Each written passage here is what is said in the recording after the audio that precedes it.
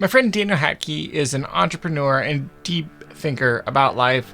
I loved this conversation with him because I got to ask him all the questions that I don't usually have an excuse to ask him. He has a very unique perspective on entrepreneurship because he's seen multiple, lived multiple lives, I guess you could say, even though he's still relatively young.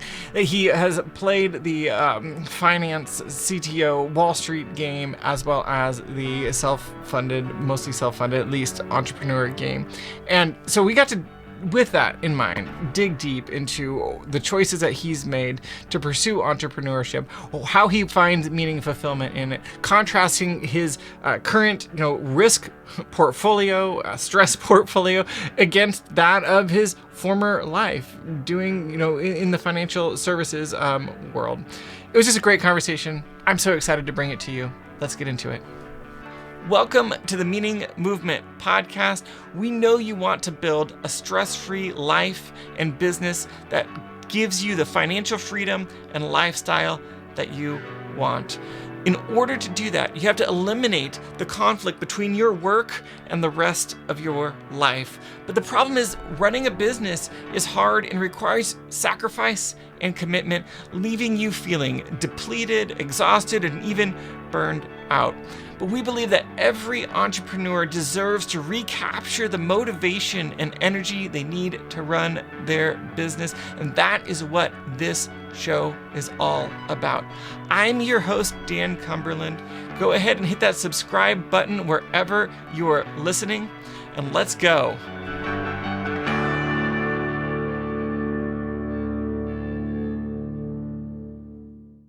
Daniel, welcome to the Meaning Movement podcast. So excited to have you here on the show with me. Absolutely excited to be here too, Dan. It's a real honor. Appreciate the invite. Love it. The question I'd like to begin with is, how do you begin to talk about the work that you do? I talk about it in terms of entrepreneurship through acquisition. That, kind of keyword or words has gotten more and more steam and more popularity in the past, 3-5 years.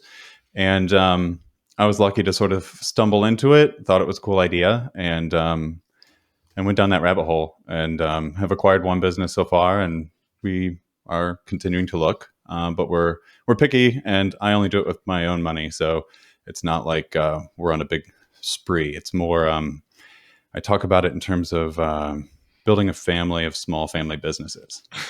A family of families. I love it. Yeah, exactly. What types of businesses? E-commerce specifically. So we have two e-commerce businesses. One is more the real operating business right now, and it's in the sports nutrition space. So we do pre-workout, post-workout, amino acids, that sort of thing. And it's been really fun. It's a tiny little company. It's just my wife and I run it together, and it's taught us a lot. We continue to learn, we continue to make mistakes and iterate, and we've got some of the best customers in the world. I love that. So great. So I want to just rewind and just ask the question of, like, how did you get into this, this corner of entrepreneurship? And maybe I want to maybe ask the question, tell me, like, the history of your relationship with being an entrepreneur, of that piece of your identity. Yeah, that's interesting. I still wrestle with even being able to have the privilege of calling myself an entrepreneur, right? Like, same. I didn't start this business. I bought it off of a few guys that are true entrepreneurs, and built this cool little business that I now have the pleasure of running. But how I ended up stumbling into it was through graduate school, actually. So I went to business school, and there is a concept called search funds, and also a thing that's gotten a lot more steam recently. But it used to be sort of in the confines of, Harvard, Stanford, Wharton kind of thing. Yeah. But that's where I got introduced to the idea. So I kind of explored raising money and trying to find a business to buy. Then I realized more of who I am and how I want to live, is have more control and more flexibility in my life. And doing it alone was going to be, a much smaller game. Yeah. But it was going to be able to afford me some of the things that I wanted that weren't just money. So Yeah. that's sort of what drove me in that direction, and that catalyst of finding the idea happened at B School. I love it. I love it. Can you just contrast for me, for folks who are maybe kind of less familiar with the world, like with this world, not the world in general, right? um, like contrast a little bit, like because it feels like a very clear decision to be like, okay, I'm not gonna go that traditional route, and like you said, like you want a different lifestyle, and there's a trade off there, and so maybe could you contrast that choice, like what your life looks like now versus what it would possibly have looked like if you'd gone down that path? Yeah. So my past is in financial services on the technology side of things. So this is a world where some of the things you see on TV are true, most of them aren't, but it's filled with incredibly bright, driven people. And if you want to have the pleasure of working in that industry, you have to be all of those things and show up and be there a lot. I loved it for the time in my life that I did it. But I also, there was a point where if I want to have a family and I want to see the kids more than 2 hours Monday through Friday, I was going to have to make changes, right? And so that's the main catalyst. That's the main reason or push for me to have explored different ways of doing things and sort of bucking the trend of more. Yeah, I love that. I think like that's such a necessary trend to to can you say to buck? That's not how we usually use that phrase, but Yeah. like Well, it's a more, terribly tough yeah, balance, yeah, right? Like, and also like you can step out on your own and find yourself working even more. yes, Because the buck stops here, kind of thing, right? Like yes, I've got to yes, put food on the table. I'm not a W-2. I can't just collect the paycheck. yes, So there's added stress. There's no like, this is the way, everyone should do it this way. It's more, I thought I had some skills and some ability to go do this, and it's worked in my favor so far. That doesn't mean yeah, it will always work in my favor. But I took the dive. I've loved it so far, and I hope I continue loving it. yeah. Are you But glad? You're glad you did? Do you ever have those nights when you're like, did I make the wrong choice? um, well, obviously the I answer is say yes. nights. I say nights because I wake up at 3 a.m. sometimes. I'm like, what am I doing with my life? Yeah. Where did the last 10 years go? There's that, or like a No. terribly large unexpected expense, or looking at the past 2 years, a huge shift in the world Yeah. that you can't plan for or try to get ahead of, and you just find yourself in a very different situation than what you had imagined for yourself. Yeah. And that's definitely a situation that we're in now. But you just keep at it. Yeah. As you would with it. I mean, if you have a regular job, you could get fired tomorrow. Yes. So it doesn't matter which route you go. There's going to be challenges, and it's more about how you react to them, and how you think about them, and how you talk to yourself about them to get through it. I love it. I love it. I just think it's such a good point that like there's always risk, and it's easy to point at the W-2 and the capital J job, There's an and attraction say that to it, that's believe me. safe, right? Yeah. And to say that it's safe or more reliable or whatever might be the case, when the reality is it's just a different set of risks, and so you just kind of have to choose the risks that you're willing to tolerate, in my opinion. Risks that you're willing to tolerate, or what sort of mission that you're on in this particular season in your life, and what plans you have for the next season, kind of thing. Yeah, I love that. I think of like the financial services space, and like as you're talking about, the Stanford and like these, the MBA. I want to say like the MBA guys, because they're not just guys, but traditionally, But yeah, like there's like a definitely a stereotype there, and it also, but it Hmm. feels like I don't even know what my question is around this, but I just want to get your perspective on it. Like there's this small class of extraordinarily wealthy people, or people who have the right set of skills, the right set of access, the right set of network to become extraordinarily wealthy. Um, and they kind of run the world in a lot of ways, which I don't think it's like a conspiracy or like maybe an oligarchy or something like that. But um, I've always, since that feels very far from my world, though it, I guess, maybe runs parallel in some ways as far as entrepreneurship. It is a very different path towards entrepreneurship than I've been on, which is much more scrappy. Emphasis on emphasis on scrappy. um, and I don't know. I've always just felt like I don't know. I almost want to say it's unfair, like the amount of power that um, those people have. Um, and there isn't a question here other than like I know that you brush shoulders with that demographic, and I'm curious your thoughts on that. Yeah, I have many of the same thoughts, even Yeah, having been inside the system. yeah, yeah. I come from small town Indiana. Um, I knew one kid in high school that got accepted to Yale, and he didn't go. Mm. Um, the Ivy League was not, and even more than just the Ivy League. Those schools weren't sort of even on my radar, right? It Yeah, wasn't what my yeah. family talked about. It Hmm. wasn't what I had access to. So I went to the school in my backyard. It's a big state school, and then I don't know. I worked a few jobs locally after school, and then I had some friends in New York. And they called me up and said, "Hey, let's have you move out here," kind of thing. So I moved to New York with Carry On, um, and from there it's just a string of luck. Really, anybody who's not citing luck as some portion of their Yes. success is lying to you or themselves, kind of thing. Um, Hmm.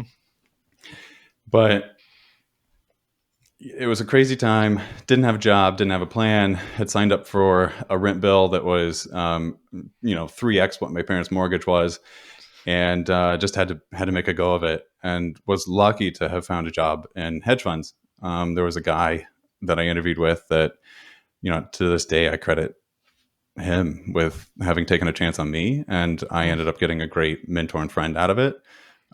Worked under him for over 5 years, 5 years. Yeah. um, and and that's what got me into this, I don't know, crazy world called hedge funds that people don't Yeah. really understand. Uh-huh. And popular culture paints a picture that is not necessarily accurate. Most hedge funds fail. Most of Yes. them are tiny. And the ones I worked at, I've never worked at a place with more than like 30 people. Mm. These are tiny businesses. They just happen to they manage a bunch of money, but really the business itself is rather Mm. well funded, but small. Yeah.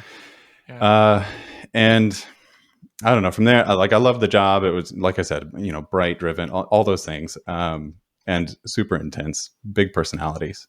You don't get to the top of. You don't get to go start your own hedge fund back in those days without, even now probably, without being super type A, driven, networked, Yeah. all of those things, right?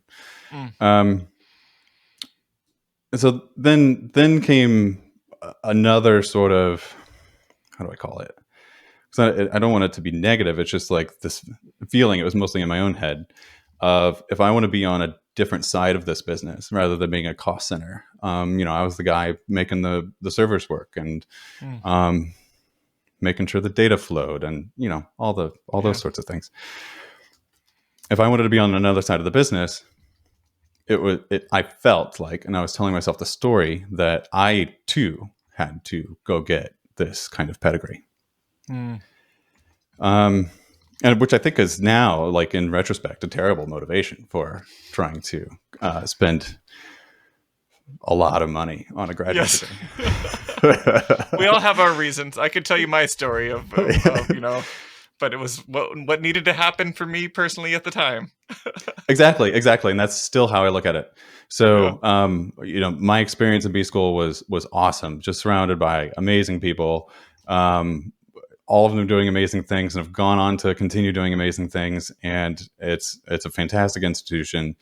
Um, or my feelings of it, having participated in it, right? And everyone's super nice and helpful. It was collaborative, all of those things. Um, but yeah, I was driven to basically say to those around me, like, you don't think I can do it, but I can. And I did. I got accepted to Columbia.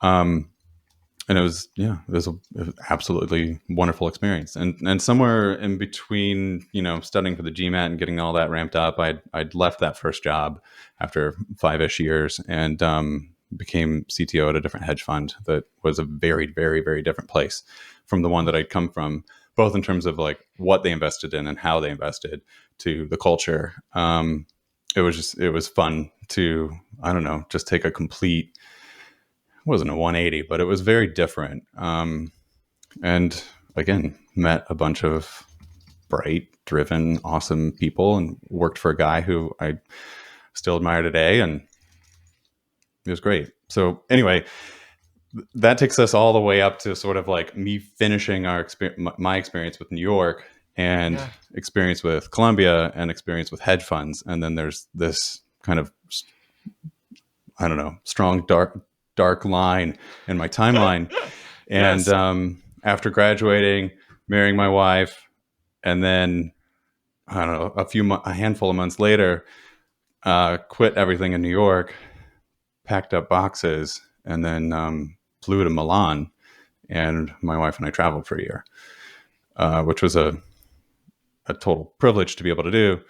But that time was what allowed me to sort of put separation between me, my own ambitions, the story that I had been telling myself, Hmm.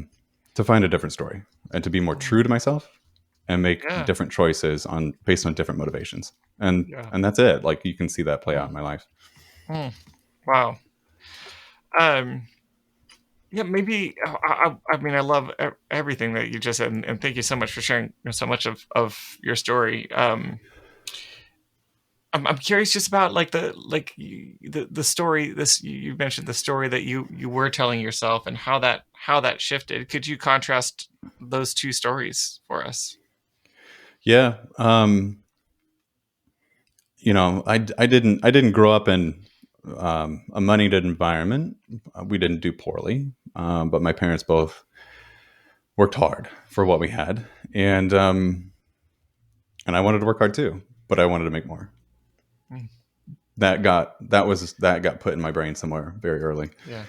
Um, and moving to New York and getting a hedge fund job, and I Yeah. was definitely on the side of the business that um, it didn't make gobs and gobs of money, but it was New York City, and Hmm.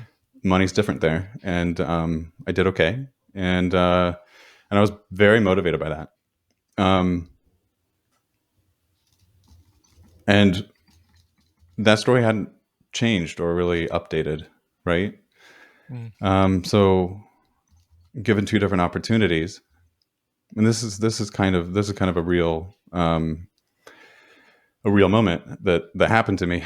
Um, Being on an interview, doing well, and being told what the offer would be from a company that was exploratory and curious, and was more creating content and doing some consulting.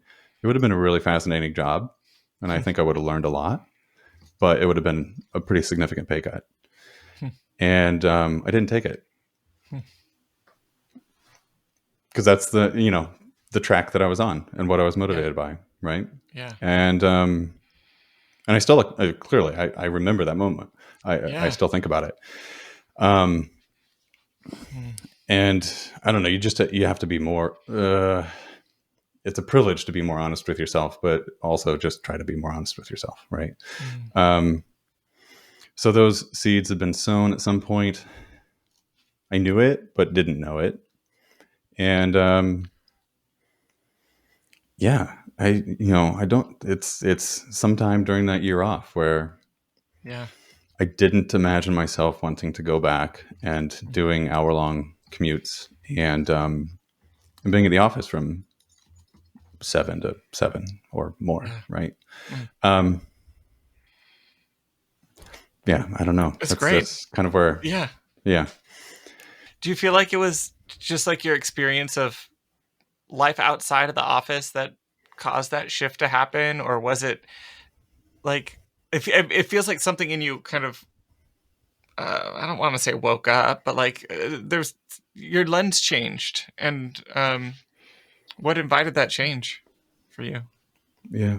Um, I don't know how else to say it other than being more honest with myself, Yeah, right? Like that's I think, great. and that's why I tell the story about the that one interview, that one piece Hmm. of another piece of luck that I didn't chase, right? Yeah, Because that shows that at that time in my life, I wasn't necessarily being honest with myself. And yeah, at some point, like you said, woke up, right? Like I yeah, started listening, or there yeah. were other things that were more important, and I started actually giving them the chance to have priority rather than Mm, saying, of these 5, 10, whatever things, yes. I'm focused on this one right now, Hmm. and trying to Hmm. open up that portfolio a little bit of where do I want to go, why, Hmm. what meaning is there, Yeah, what are your motivations, what does an end goal look like? yeah, yeah, And listen, I still don't have answers to many of those things, but yeah. But they're being updated daily. I love that update. And you said like that your story hadn't updated, and it just kind of I just remind me of I have a Mac, and I'll get like a new update. You click the button, it downloads, and like sometimes it's just stuff happens and you don't really see it a lot. But then like over time, like things change. And it's like, oh, there's a new icon there, or there like, oh, there's like, I don't know, there's new features or whatever that like and I thought it's just a really great way to think about like the stories that we tell ourselves. Like that one, they should be updated, intentionally revisited and asked, like, is this the story that we want to be choosing to follow or guide our lives in accordance with? But then two, like even just to kind of take stock of like, okay, the story has updated, but does my reality match the story? And so I think it's just a fun metaphor to kind of play with. Yeah, yeah, totally. And there was a book that my brother gave me recently. It's called Chatter by Ethan Kross. I think he's a professor at Michigan or something like that.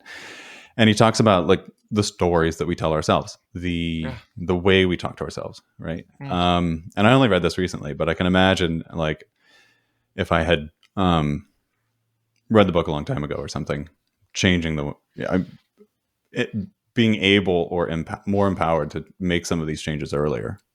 Hmm. Yeah. Um, because he talks about like addressing yourself in the third person. That's the main idea to Yes. take away from the book, is Yes. addressing it in Yes. your own thoughts when you're talking to yourself, addressing yourself in the third person, separating yourself for a little bit. And it allows you to be able to be separate from oneself. But really, like many of us are really good at giving our friends advice, Hmm. but we're not necessarily good at giving ourselves advice, right? And Yes. this technique kind of helps that a little bit, because then you can go and talk to Yes. yourself in a completely different way. And it's pretty cool. Yes. I love it. I love it. I had I'm blanking on his name. He's a running coach on the show, which is great for me to geek out Yeah. about running.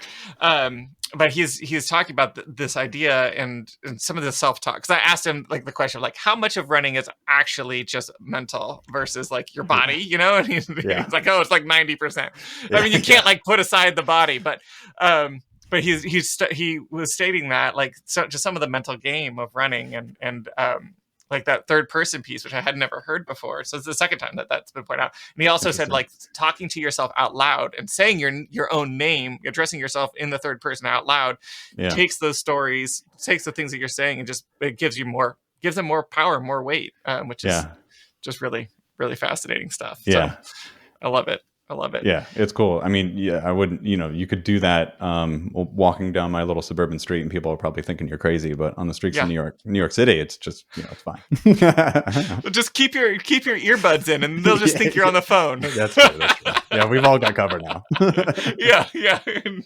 Everybody's crazy. I love it.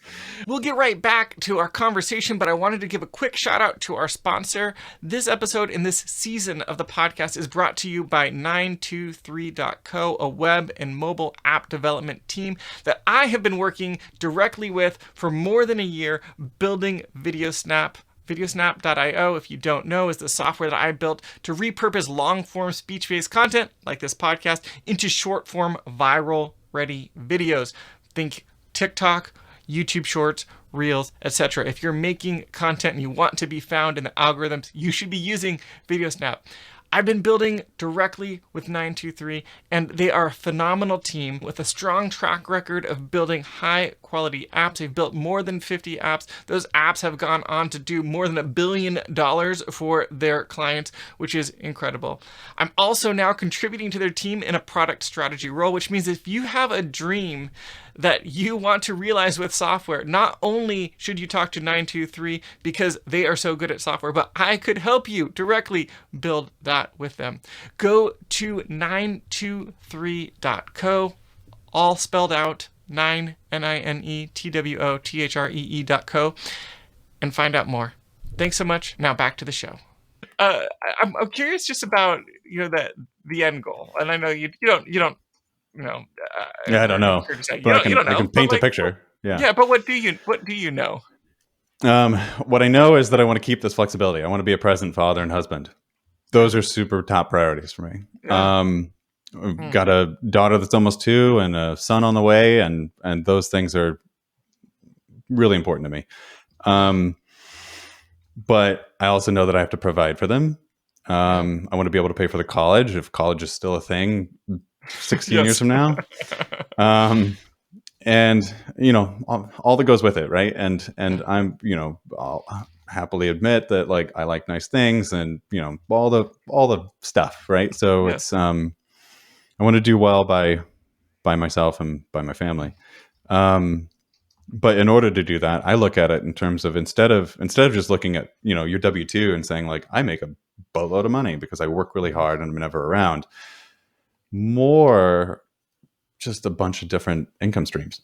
Yeah. Slowly build them up. Yeah. Pay attention to them.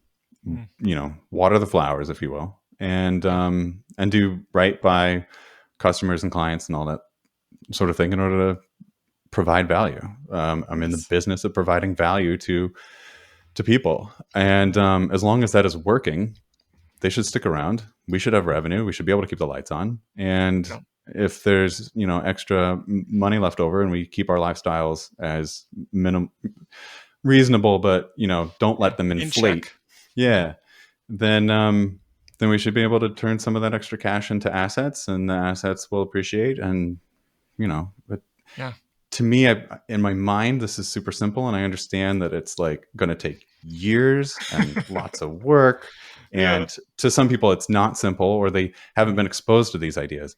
And that's one of the things that a friend of mine and I are trying to work on, is exposing more people to these ideas, so that people feel that they can enable themselves, right? Even if, I don't care how much you make, right? If you're able to sock away some extra money, there's things that you can do with that money. And you also might find some fulfillment in it, right? Through different, creativity, or that say you do well and you're this thing that I'm going to buy, every dollar it makes is going to go straight to this charity I care about a lot. That's something there's no wrong answers. Yes. Find ways to do it. And the pie just, it's not static. You can, the pie can be grown. So I don't know, that paints the picture of the path, maybe. Where it ends up, who knows, Yeah. I love it. It's like you can see the pie the pie tin, and you've got like a couple slices in place, and you're just kind of filling out the rest of the pie. I got some apples in the backyard. We can. Yeah, there you go. Yeah. That's a good way to think of it. I know where the trees are at least, so I Yeah. can go pick the apples from. Yeah. Just got to figure out how to get there. Yeah. That's so good, so good. I know we've talked about some of my framework of the four P's, which are the people, the process, the product, the profit, and so I'm always using that lens as I'm engaging with people's stories, and I hear that very present in, I think, some of that shift in your life. But Yeah. I'm curious just how, I know you've been kind of thinking through that framework a little bit.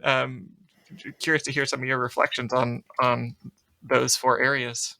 Yeah, I mean, I thought it was a really useful way to think about all these things, because those are the main drivers, right? I wrote some notes down just to make sure that that I'm thinking about some of the things that have happened to me, and going back to that like stark line in my timeline, right? There's the before and there's the after, and thinking about that 4P framework, the stories and the things that I wrote down are very different from. There's things that relate to one another, but they're very different. But I thought about the process part in my prior life, because there were things that day to day, like I got to do interesting things, right? Like we had a budget. I got to buy big pieces of equipment and make new cool things happen for the business that made everyone's lives better, their productivity higher. They were able to spend more time thinking about things that mattered rather than moving numbers around because there was no better way to do it, that sort of stuff, right? And so I was always driven by that. That was always a lot of fun. But I really dig a good crisis, and there were no shortages of crises. Most of them imagined, but some of them are real.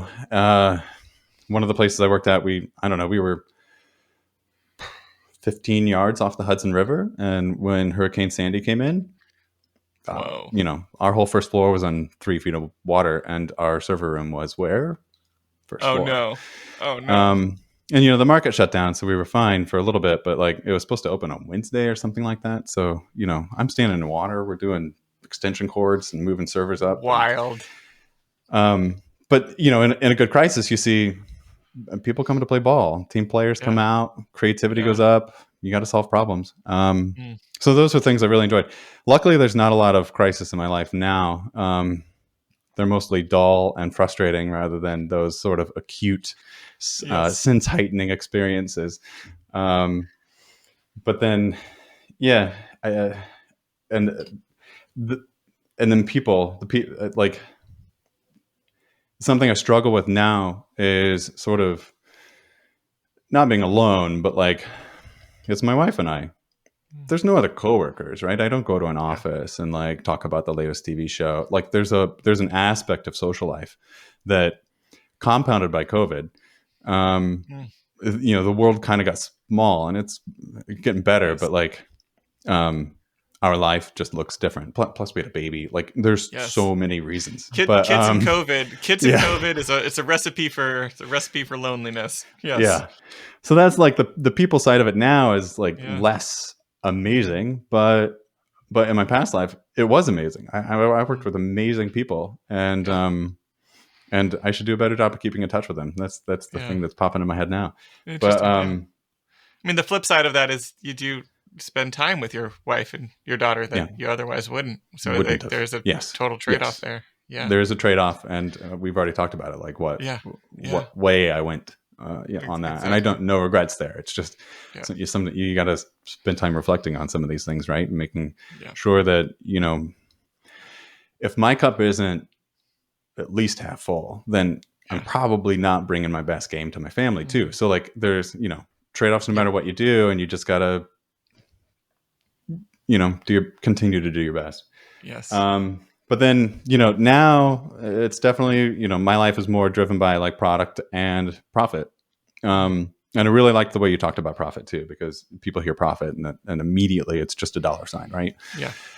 And if I had continued chasing the life that I had been living, profit would probably be higher in the dollar sign category. but now I have tons of flexibility, and I get to do, my in-laws fly into town, we hang out. So I, great. fly to hang out with my parents. We unfortunately don't live near either sides of our family, so those sorts of moments are important to me, and 2 weeks vacation is not going to cut it Mm, for how many times I will likely be able to see my parents in person for the rest of my life, right? so great. So those are, that's I keep I coming love back it. to it. It's clearly an important piece. Yeah.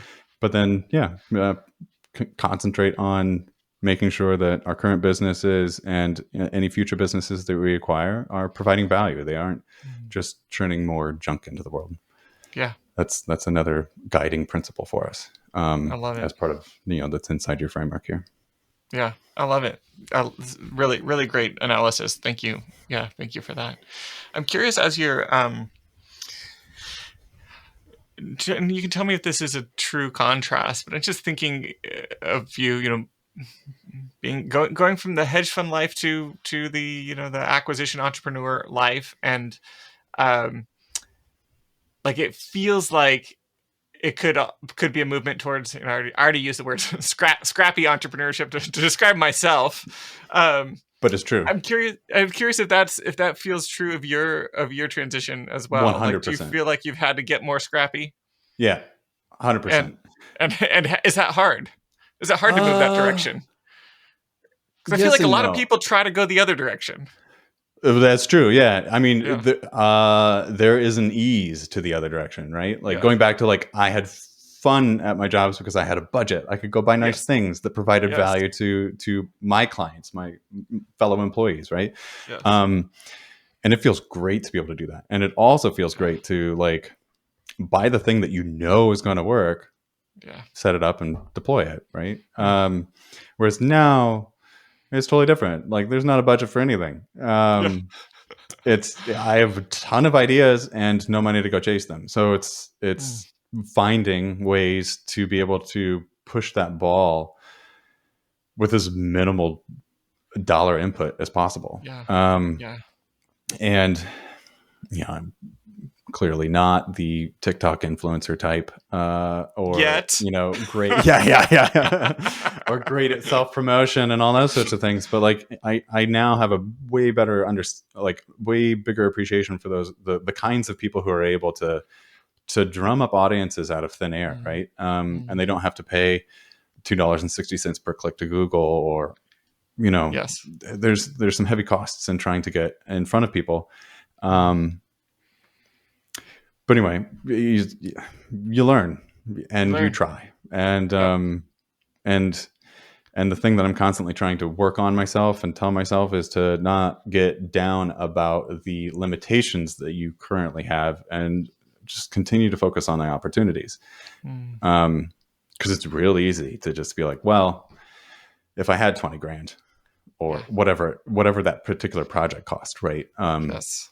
Uh, really easy to just sort of, like, throw in the towel right there and say, like, well, I'll get there. Yeah. But there Yeah. might be other ways. Mm. That's so good.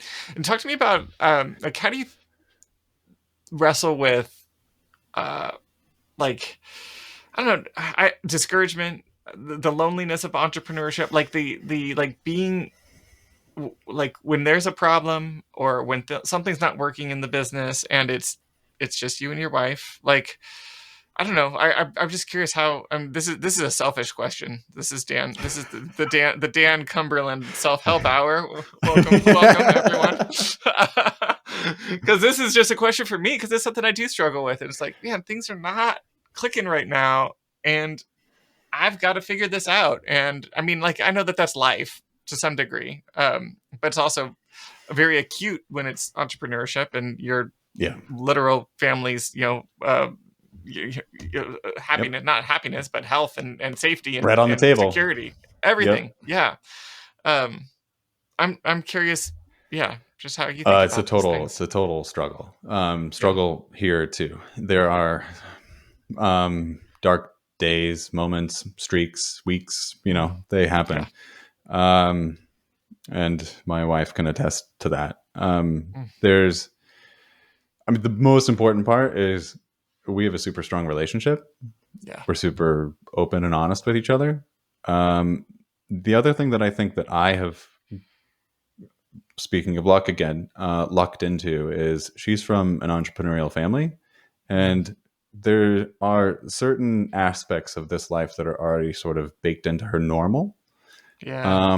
Whereas I can imagine if it wasn't, this would be even a bigger struggle. Yes. Yes. Um, so there's a baseline there of that I'm just lucky to have.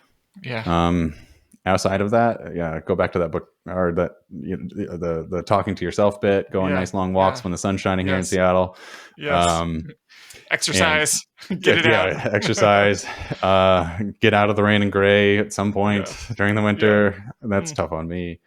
yes. Um, Same. but yeah, I don't know. There's no, I hear you, and Yep. I empathize Yeah. because it's the same. Yeah. And there's no, yeah, no right answer, but it's Yeah. finding your toolkit to go find space or Yeah. find ways to sort of get yourself out of any of those doldrums. Yeah. I appreciate that. And yeah, I think just what you said about your wife just makes a lot of sense. And I think, my wife's not from an entrepreneur family, but her her dad is a pastor, which is not an entrepreneur, but like she's very used to like living a minimal life. And that's like Mm-hmm. so being scrappy with our with our household budget and things like that when necessary, like is um you have that support. And I think that's I think the bigger piece is just having a partner in life that understands your goals and is on board with them is I don't think that Huge I don't component. think I could do it otherwise, Yeah. because it takes a toll on the family, that you both have to be on board with. So Yeah. um, so yeah, I appreciate I'm that. gonna turn it around on you a little bit. So like let's say Uh-oh. Dan Cumberland hits it huge, and not huge, not like sell Instagram for whatever it sold for huge, Yeah, but yeah. like Uh-huh. you end up doing extremely well, and your kids Hmm. are some years ahead of where they currently are, and they now Yeah. live a completely different life, Hmm. different than how you and Stacia grew up, how you're living Yeah. currently. How do you think about Hmm. how you would instill some of those values Yeah. and perspectives in them, even if their immediate world around them shifted? Yeah. That's really interesting. Like if they had all the resources and more that they could ever want, how would we teach them to be scrappy? Um, yeah, I honest, Or yeah, I mean, to be scrappy is one thing, but also just yeah, to recognize that there's multiple ways of living, growing. Our way isn't the only way. yeah, Things were different for us at one point. yes, I don't know. yes, It's so ephemeral because their world is so small up into a certain age. yes, yes. I do think about it. I mean, one of my goals, financially, which is it's just one piece of the puzzle, but is I want them to be able to have a safety net where they can take the risks that they want to take Yeah, in life, whether that means you know going to grad school, or if it means being an entrepreneur and starting something, or whatever. Like I've found just so much. There's so much flexibility that comes from that, and a piece of that, and I think some of it is financial literacy. It's somewhat similar to I think what you're talking about with yep, with your friend and doing some education around. Is like yep, by learning to live with less and being okay with less, you open yourself up to more possibilities than you otherwise would be available to you, because your burn rate, your monthly budget is so much lower. It takes a lot less to hit those goals, and so then you can experiment and try different things. And I think that my hope would be that I could teach them that piece, because I think that's a big part of it. And then beyond that, as far as like I think the identity piece of are we entrepreneurs, or are we W-2? Like I'm not as concerned about that. yeah, I want, I mean, I'd love for them to be entrepreneurial. I think that there's a mindset that comes along with that, but whether they're doing that in a job or outside of a job, it doesn't concern me as much. yeah. I just hope that I'm raising kids um, that understand that like change in the world only happens if they if they keep their hands on the steering wheel and drive their life where they want it to go. 100%. Yeah. Yeah, those are some of my thoughts. Exercising some of their own control and showing them that they have power. That they have control. Yeah. A And I lot of think people, that's a get big caught piece, and like, feeling like they don't.